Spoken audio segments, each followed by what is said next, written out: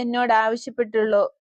ഈ സമ്മാനം കൂടാതെ തന്നെ പ്രാർത്ഥിച്ചു കൊള്ളാമെന്ന് ഞാൻ അവളോട് വാഗ്ദാനം ചെയ്തിട്ടുണ്ട്. ഗുരുവേ, അങ്ങ് ഇത് സ്വീകരിക്കൂ. അവളുടെ നന്മയ്ക്കായി ഇത് ദരിദ്രരെ സഹായിക്കാൻ ഉപയോഗിക്കൂ. അങ്ങ് ഇത് നൽകുകയാണെങ്കിൽ അത് അവൾക്ക് സമ്മാനം നൽകും. നടത്തുകാരൻ വളരെ ബഹുമാനത്തോടെ ഈശോയോട് സംസാരിക്കുന്നു.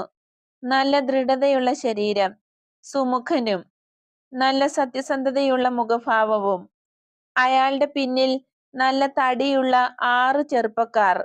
എല്ലാവരും അപ്പനെ പോലെ തന്നെ ഇരിക്കുന്നു. നല്ല ബുദ്ധിയുള്ളവരെന്ന് മുഖം കാണുമ്പോൾ തന്നെ മനസ്സിലാകുന്നു. ഭാര്യയും അടുത്തുണ്ട്. ശോഷിച്ച ശരീരം, ശാന്ത സ്വഭാവം ദ്യോതിപ്പിക്കുന്ന ചെറിയ സ്ത്രീ. ദൈവമെന്ന പോലെ കർത്താവിനെ ശ്രദ്ധിക്കുകയും അയാൾ പറയുന്നതിനെല്ലാം തല കുനിച്ച് അനുകൂലിക്കുകയും